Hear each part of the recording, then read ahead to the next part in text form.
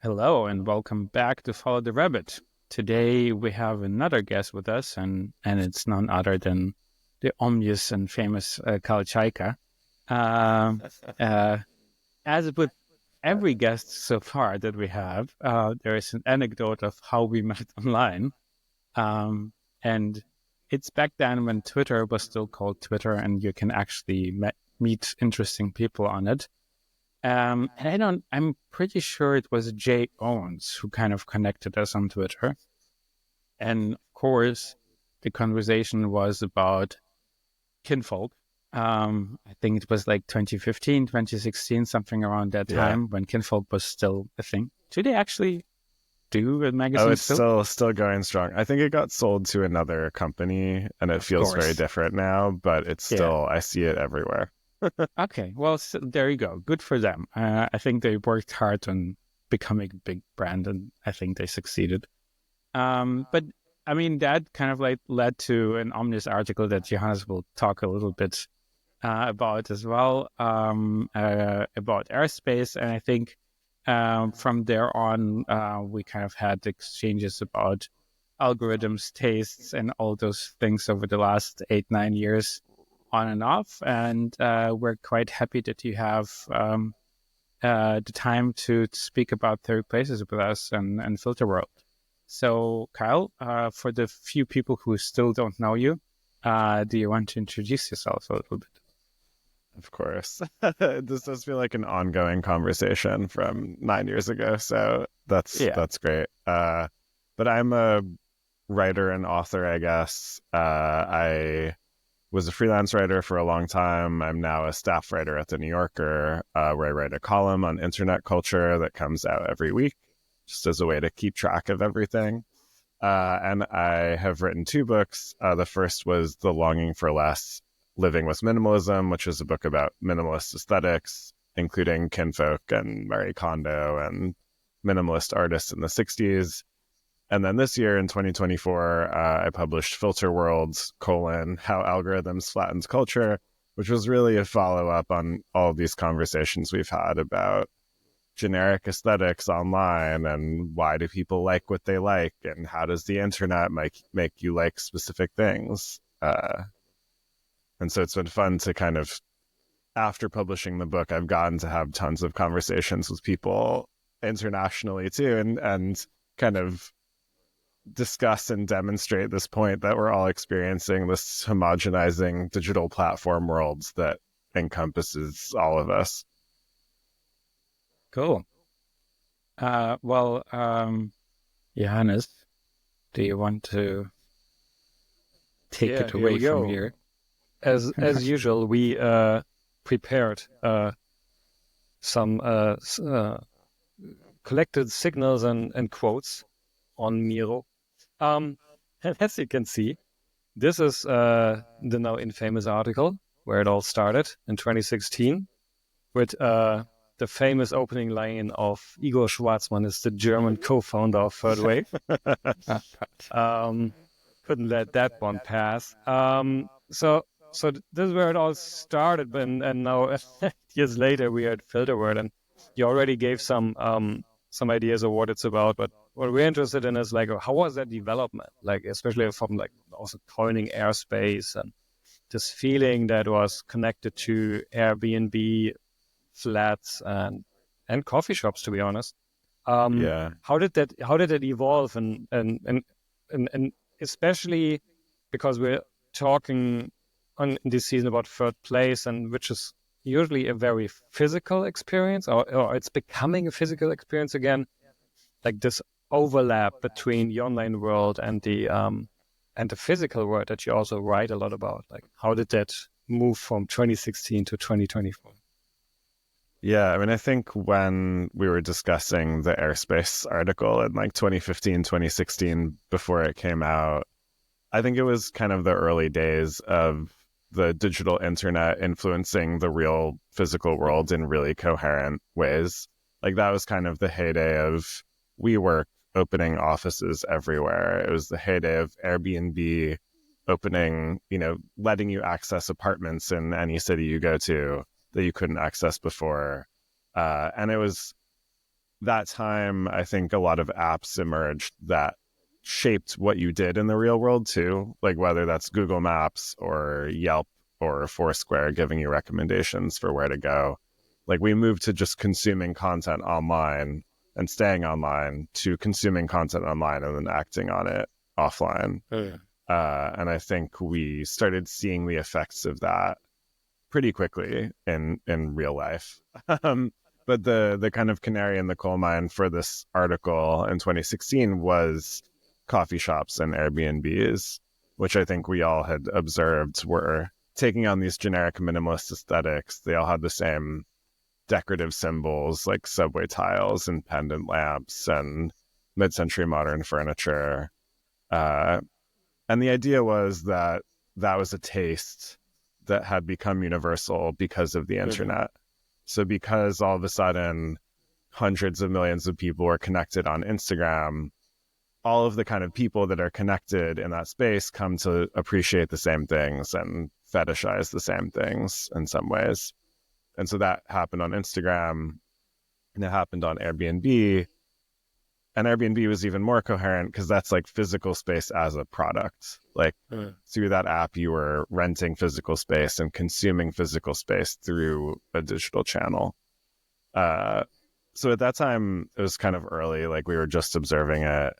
But I think, fast forward 8 years, the better part of a decade later, we've just gone much further along that track.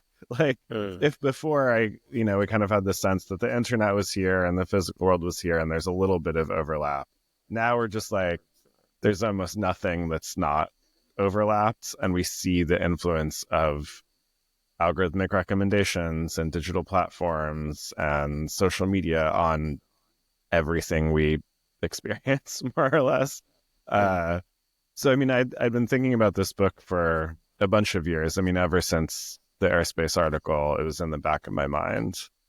But around 2020, I figured, okay, this is the time. Or 2019, 2020, I was like, this is the time to actually do this book. And I worried a little bit that the problems would go away, or like maybe, the internet would be less influential, or algorithmic feeds would disappear or something. But as it turned out, filter world was just more and more intense and continues to be more and more intense every day. So you instigated the pandemic that got us to Exactly. It definitely intensified. Everyone became more online. Like everyone became a power user in the ways that people like us already were, unfortunately. So yeah. So if like the airspace thing was something that people like us could notice, who are really online, who are really using these apps in our lives, through the pandemic, everyone became those people. Yeah, for sure. Yeah. Which brings us kind of like, we touched a little bit on the coffee shops already, and I kind of like wonder what in a way, like I haven't been spending time that much in the US. But like, what's the evolution of the coffee shop, I guess, from airspace to today? I do think they've changed. They did change. Like, there is definitely, at least in Berlin, let's take it from there. Like, there's a variety of what kind of like the third wave coffee shop has like different signaling. Now, at the same time, I feel like I will pronounce it wrongly. La Maratocco, the coffee machine maker. It feels like it's now present, for example, in a lot more shops that are not necessarily third wave. So there is like certain like fragments of signaling through technology, I guess. Yes, we also understand coffee while not understanding or caring for coffee that much. And so there's like this ambivalence, I guess, that those aesthetics and basically got fragmented it and kind of like teleported into different aspects of life. And coffee machines are now present in lobbies of co-working spaces and so forth. So I guess like that changed in a way. Yeah, it is interesting to think about.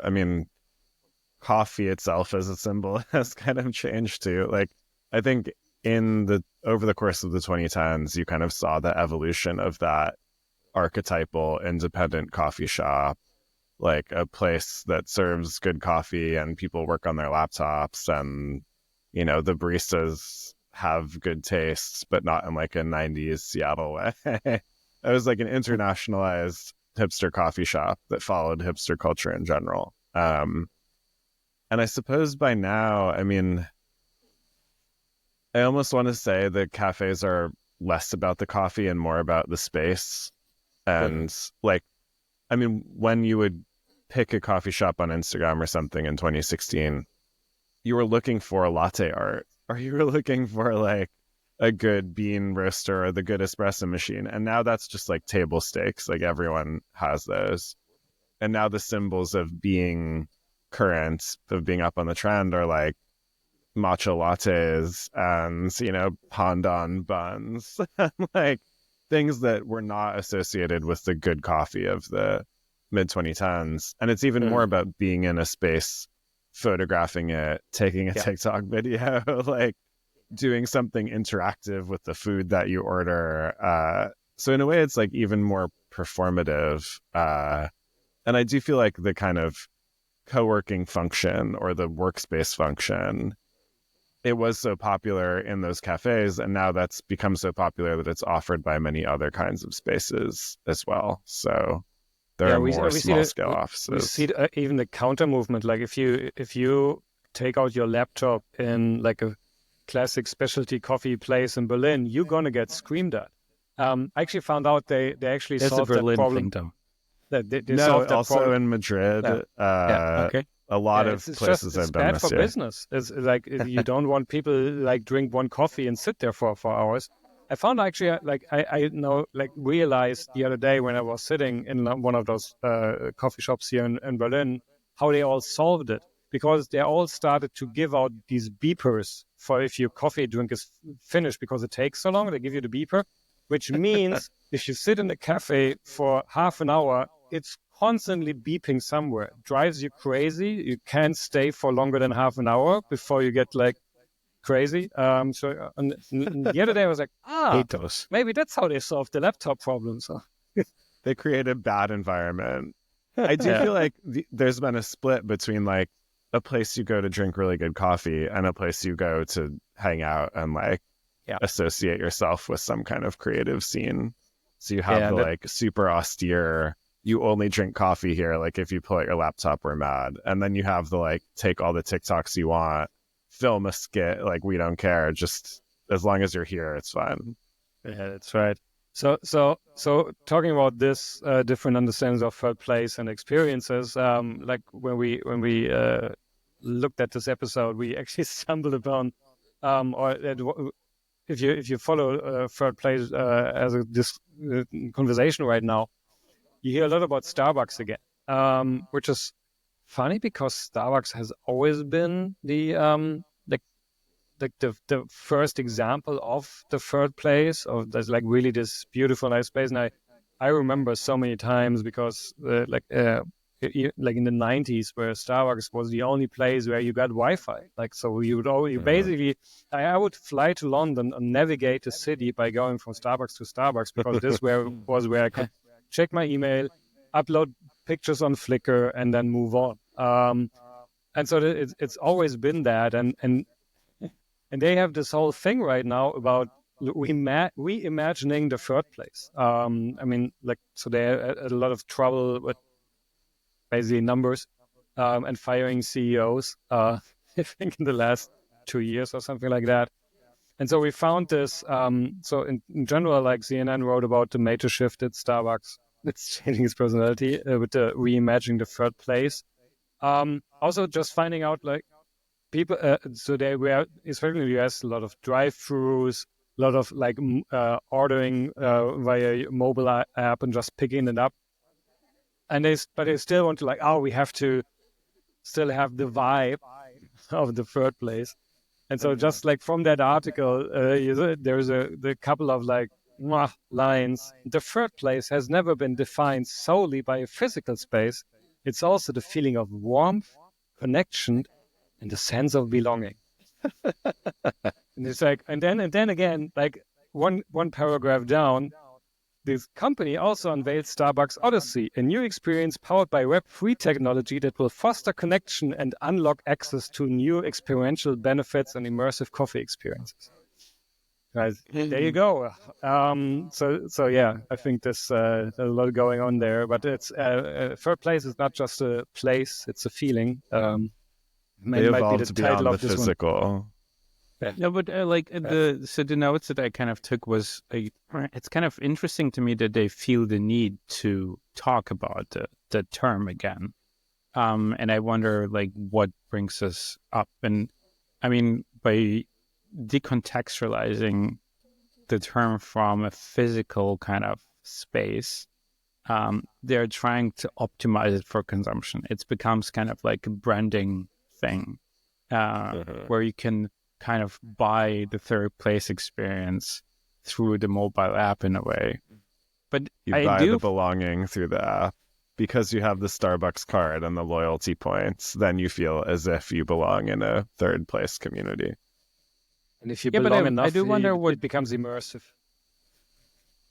I wonder though what is driving their like what is driving that need to like resurface that term? Like why are they kind of like focused on not on just talking about a seamless digital experience? Like what is it that is it like heritage? Somebody said, listen, we need to embrace kind of where we're coming from because that's what people actually loved about us. That's kind of like I mean, people still lack that sense of belonging, I guess. And Starbucks is a thing that they identify with. Like people identify as Starbucks consumers. And so that's like a way for Starbucks to sell more products and become, a lifestyle brand, become not just about coffee, because maybe coffee is less relevant. But it feels so cynical in a way to take this branding of third place that's supposed to be about a physical meeting space, like people coming together and being in a community and using it to brand like having an app where you order your coffee in advance and thus can avoid human interaction even more. Like it just feels like a way to speed up the consumption of their products. And yet, like what I'm curious, like what their stores are for. Yeah. I mean, they talk about this. Like the app is like half of the drinks that people order are like cold drinks, and they kind of introduce a new technology that is making like allowing those drinks to be prepared even quicker. So there's always like this like it's separate. Like basically like they're contradicting themselves. They're like using that term while also saying that you can spend less time there. But which kind of like which is a little bit like it's interesting to me because that sense of belonging is something that is obviously important to people, especially after the pandemic. Like a lot of like social connections have been kind of like broken apart, and people are like working more from home, so you have like a lot less interactions if you are one of those people who can work from home. And while everyone is talking in vehicles all the time, it's still kind of like it feels different. And so I feel like that's driving at least partially that need of feeling like you need to spend some time at a coffee shop, maybe. But at the same time, everyone walks in with their headphones, like their and has like their personal kind of like environment and chooses when to tune into the physical environment and when to tune out. And for the most part, nobody tunes really out. I mean, I'm maybe old fashioned that way now, but I actually take off my headphones when I talk to people because I feel like it's kind of like rude to not to, but at the same time, it doesn't seem to bother people when other people not doing that. So there's like, it's kind of like, I'm kind of curious to understand how this works today, like the new kind of near third place is both a social environment and an antisocial environment. And I wonder like how much of that is just us being very attuned, I guess, to our personal experiences on the phone, and then taking that behavior into the physical space. Because you're interacting with the coffee shop as you would an app. Like, you only want the things out of it that you want. You want your specialty drink with the right syrups and foam or whatever. You want to speak to a human when you want to and not when you don't want to. But that like destroys any kind of sense of public space or communal experience when you can isolate yourself all the time. I mean, I think back to being a barista in, the 2000s, and there were all these signs at the counters that said, don't order while you're on your phone. Because like mobile phones themselves were relatively new, like ish. And so people would be on their phone talking and also trying to order coffee. And that was seen as horrifically rude.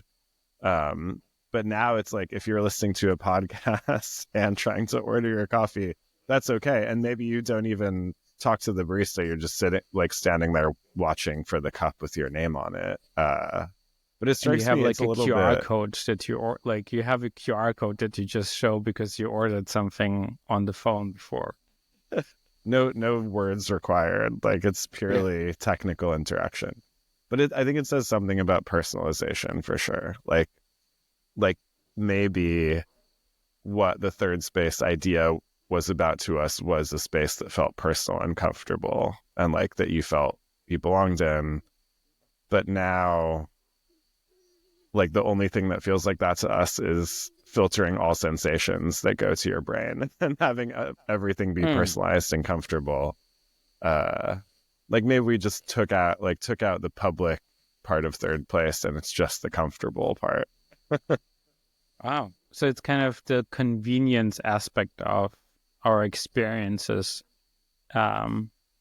is always present. It's like we need to be in control of our choices at all times. But I wonder, and because we have like a little bit like some thoughts about like how gyms play into this as well. And I like it first of all, like, I want to talk a little bit about aesthetics. So the four like images that you see in front of you, and for those of you who are just listening to this, there are like 4 photos of 4 different gyms. I must say, like, this is not the same company. Those are 4 different ones, and 3 of those photos have a violet hue to them, which is bizarre, like, to say the least, because somehow, to me at least, it says, well, you're not going to Berghain or like a club anymore, but you are like, you crave that experience. So your gym needs to be dark. It needs to pretend that it's kind of like a club, so you don't feel like you're missing out, while you're also enhancing your kind of like your body. So it becomes a little bit like more about that fact. And I like, and I mean, there is a huge take up like in gym subscriptions. So people thought gyms would die during the pandemic. The opposite is true. They're like booming as like never before. And the question is like, how is sociality is like playing into this? Like, how is what we talked about in the coffee place, like that comfort, like that choice of like, I'm in control of my environment, how this plays into it. Because there's so much about like gyms are also not built for public interaction, right? Or I feel like the way that people talk about gyms now is also the way they talk about Starbucks. It's like the place you go to have your own bespoke, customized experience on all the machines you like and all the treatments you like. But the point is that no one will bother you. Like, no one's gonna interrupt your workout. Essentially, like, if you imagine yourself in a gym working out, you are basically alone. Or if you're not alone, you're in a collective mass in which everyone is performing the same thing, like a Soul Cycle class or whatever is in that image. So I feel like the gym is another zone of comfort, even though you're supposed to be uncomfortable, like working out. Like it's a comfortable space in which to suffer, in which to improve yourself.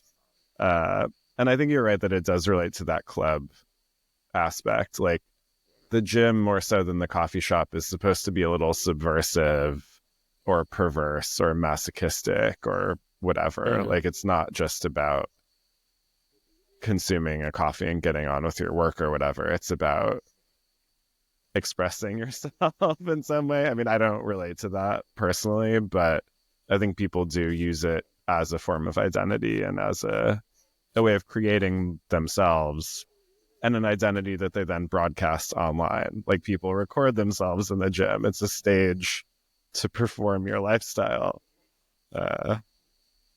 Yeah, I find it's like listening to you describing these like observations and also like connected to the coffee shop and like these different instances of at least former third places. I'm wondering, like, our life under the algorithm, has it made it impossible for us or almost impossible to like really have these like community?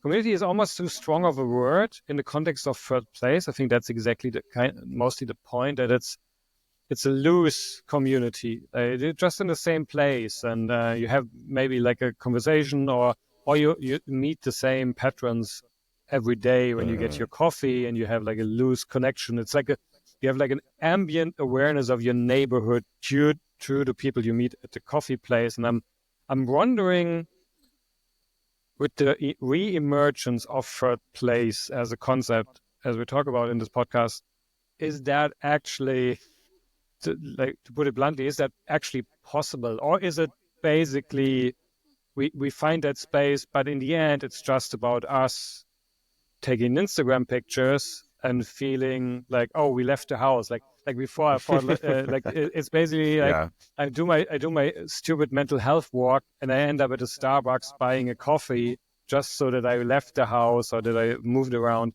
I mean, put it a bit bluntly, but I'm actually wondering, are we still capable of making these connections that are the essence of a third place? Yeah, it's a good question. I mean, I do think these spaces that we're talking about are like often about you. Like Starbucks is about you. The gym is definitely about you. Yes. Like the Sephora makeup counter is about you. So that is not the third place definition of like a place that you go to confront your relationship to other people and like actually have interactions. But I do think it makes me think of how restaurants now have taken up some of that role. Like the restaurant is a third place where you are still encouraged to have messy interactions with other people, where you do have to navigate a bar or talk to a maitre d' or like, negotiate physical space in a way that is connected to other people. Like the cool restaurants that you go to now, you're not going to go and wear your headphones and listen to a podcast, I don't think. Well, yes and no, though. Like, I mean, even those changed quite significantly. And I'm Pete something, the now former restaurant critic of the Times. Pete Wells. Pete Wells. When I think it was kind of interesting how he used his last article as to basically throw everyone under the bus who uses technology in the restaurant context. And there's something to it, right? Because for the popular restaurants, you are not just reserving a table, you're buying a ticket. And the ticket is basically you prepay your meal so that you don't have to have that interaction in the restaurant, which is kind of like the thing that people really liked about Uber when it like started doing it. Like you get into a car and then you get out and you don't have to interact with that human being in front of you. And I think a lot of the restaurant experience has also like been very much influenced by the algorithm, in a way that the fact that the interior design of restaurants has been influenced by Instagram or the algorithmic kind of like taste, isn't new.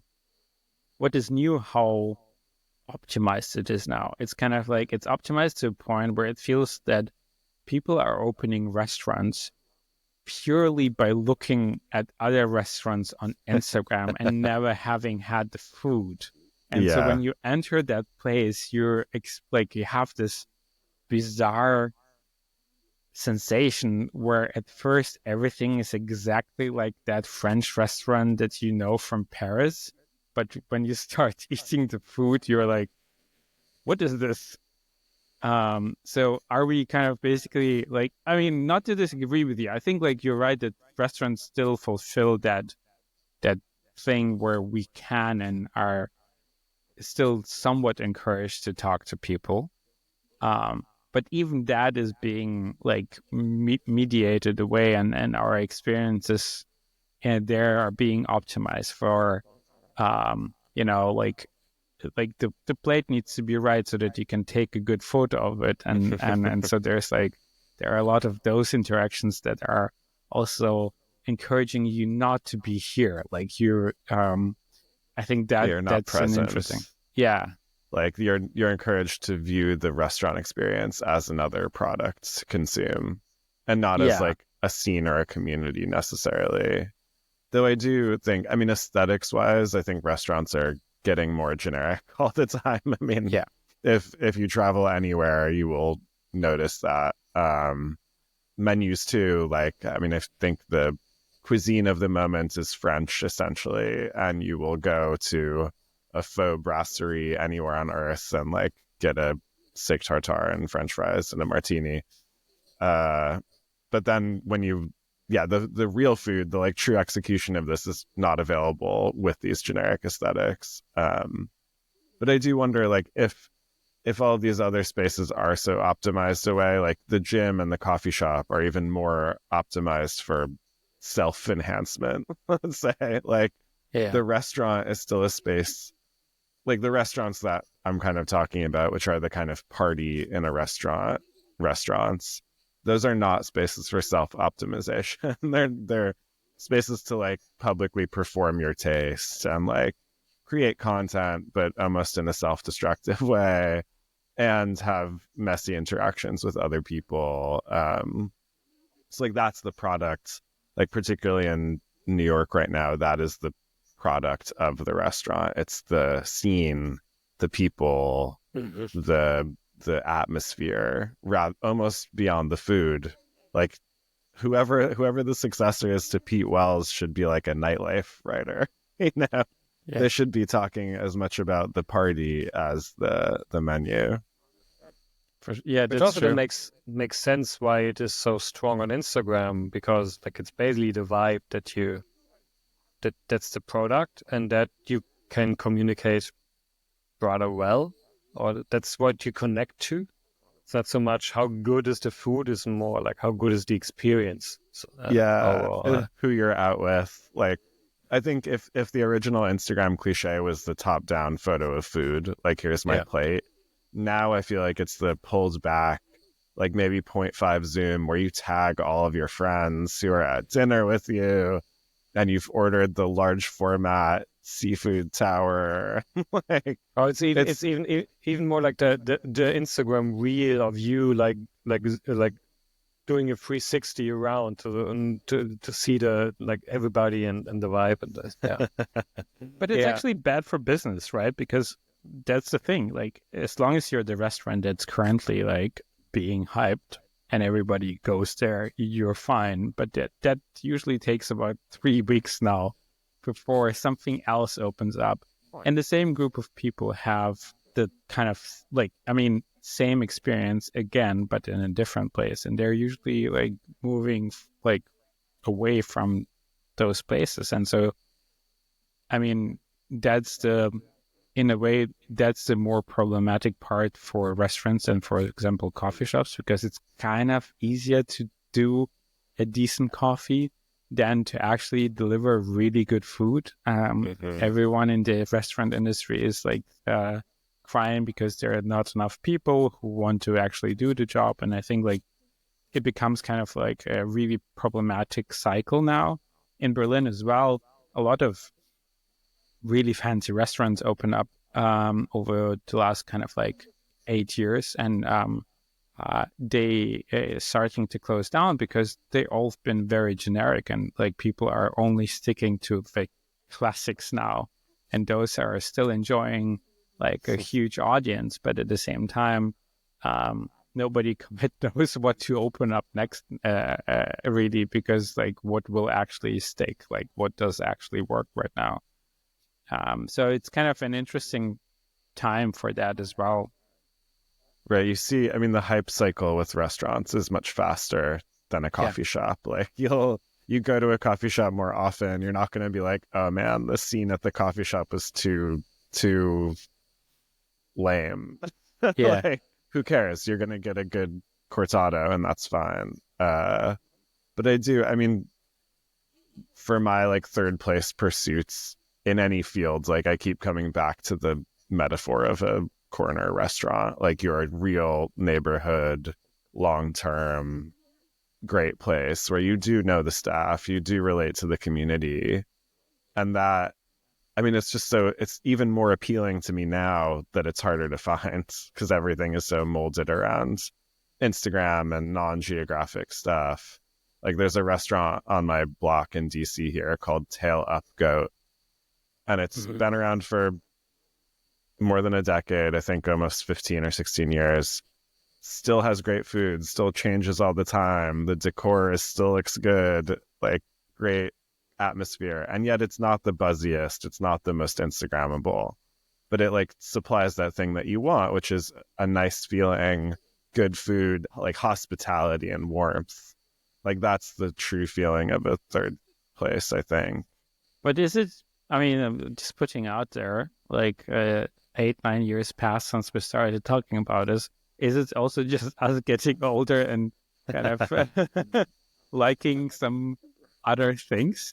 This took a dark turn. Well, I mean, I think like trends have changed too. Like you see a different kind of restaurant emerging. You see different kinds of lifestyle, particularly post-pandemic. Like everyone is old now. Everyone wants to get back to bed by 11:30 and like watch Emily in Paris and then drink their green juice in the morning. Like self-care is the new dominant regime. We're not sponsored by AG1. Like that's the kind of, I mean, even talking to younger people, like I meet some Gen Z kids who are far more conservative socially than I am. And they don't want to go out. Like they don't don't drink.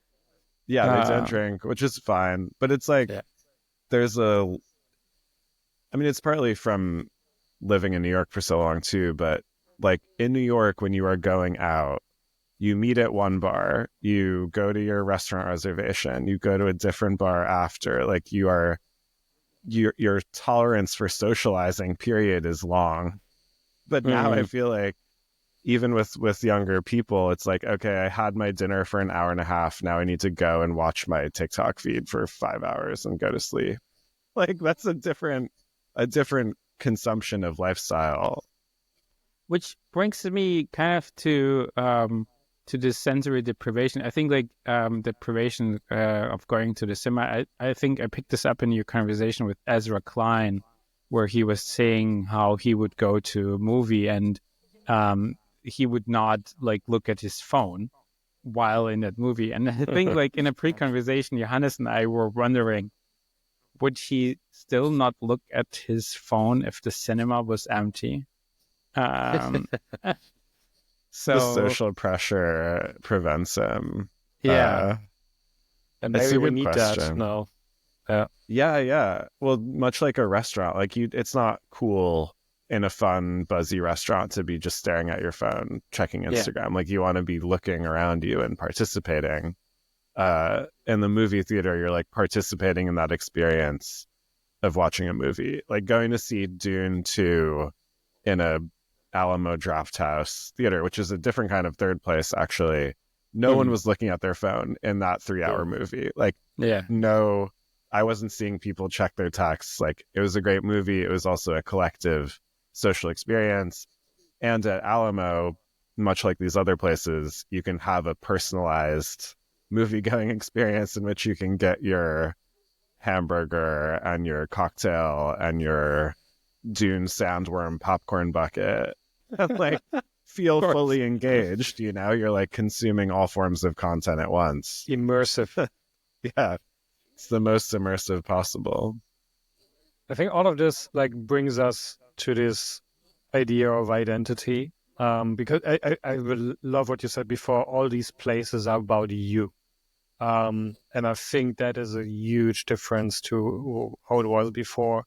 And so there's a lot here connected to the idea of identity, like who am I and how do the spaces and places I go to reflect that back on me, or me being there, being photographed there again is part of like how I see my identity. And that brings us to like the topic you already touched on a couple of times, that is taste. And that I find really interesting, especially in this context of third places. And it's like I'm wondering, do you see like you described some like places that I don't feel so like Instagrammable or something like that, but do you also see like counter movements? Like because for me it's always like when everything moves into a certain direction, space opens up. Like is there especially with taste, where you say, yeah, we're not doing this. I think I've read somewhere that some like restaurant owners now ask their patrons to rate them, give them like 1-star reviews, so that they are not like don't get the hype, can have more time to build up and actually like can cater to their preferred audiences and not like be a one-hit wonder on Instagram or something like that. What's your take on that? I think there is. I mean, there's resistance to those flattening algorithmic spaces. Like that example of the 1-star reviews is like resisting Google Maps and resisting Yelp or the infatuation or whatever, like resisting recommendation culture in order to connect more deeply with your actual geographic community or your friends. Like actually in DC, there's a Japanese izakaya place that turns into a wine bar. Like it's now a pop-up wine bar at 8:30 p.m. Okay. And it was just, you know, some friends, sommelier, whatever, hosting it. And the first time I went, it was so clear that it was only for their friends that I basically felt like an outsider to this experience. I was like, do you want me to be here or not? Like, this is not a restaurant. You're just hanging out with your friends and selling some glasses of wine. But that made it cooler. Yeah. Like that made it more appealing. Interesting to me. It made it appealing, like, because there's clearly some clear relationships there, and you're like, oh, I could see myself as part of this group of friends. Yeah. Right. It's like it has a more of a coherent meaning than just being able to frictionlessly move in and out of that space. But I think you see the same things with all sorts of artists. Like in the US, we had this musician, Cindy Lee, release an album that was only a 2-hour long track on YouTube. So it was not on Spotify. It wasn't a proper album. It was just one long audio track that you could listen to all at once or not. And that was really interesting to me because it resisted the algorithmic feed. It resisted recommendations. It was hard to listen to, hard to navigate. And that gave it some kind of cachet too, because it was different. It was like not following the usual routes. It was creating more friction. And I think that gave people a deeper relationship to it and maybe made people identify with it more than they would have otherwise. To kind of close it off, what I think is really interesting is that, I mean, taking it from like the Starbucks example, I guess, that they feel this need to signal certain aspects about third places, which are creating more friction in a way. Like you spend some time, it's associated with specific like things, but at the same time, Starbucks or even us, like going to those places, are actually not looking for the community experience. We're actually looking for the personalized experience. And it's to kind of like take what you said in the beginning, like our behavior is changed by the algorithm. And so we start looking for specific restaurants or a specific experience in the real world. And now we can't stop behaving in the physical space like we are behaving online in a way. So not to kind of like bring Mark and Andreessen's or something into this conversation, but did software really aid the world?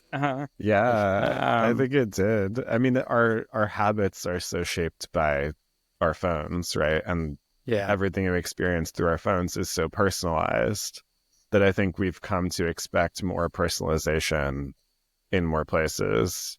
I mean, particularly in the US, like I feel that a little less in Europe, but I mean, the constant surrounding of comfort and meeting your expectations and reaffirming your beliefs, that environment is so pervasive that I think we seek it out subconsciously almost. Yeah, well, I find it super interesting. Like the personalization is like we're so used to that we're almost incapable of going back from that. But I also, like, with all of these trends and developments, I wonder about the counter trend when you start like, I'm doing away with every personalization. It's basically like, give me back the TV and with 3 channels or something like that. Don't give me any choice. Like, it's overwhelming me. It's all too much. It's too much scrolling.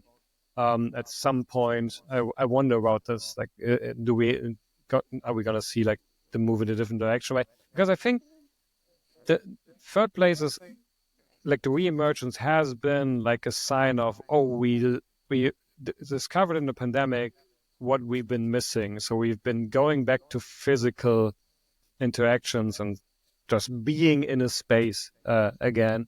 But then we find out it's actually quite difficult. It's almost like it's like the same way when you just for a couple of years or months have been in like doing like mostly your work through online video conferences, and now you're back at the office and like, whoa, this is weird. All these smells and things like that. So yeah, it's I think maybe we need more time. Yeah, I mean, I do think paradoxically, like being uncomfortable is going to be more appealing to people. And in some ways you create that artificially by doing like masochistic exercise. But even in a restaurant context or a cafe context or I don't know, going bungee jumping or something, like I think people do crave some kind of discomfort and connection to a real feeling that they're not getting from what's happening right now. So figuring out where that comes from, I think, is really important.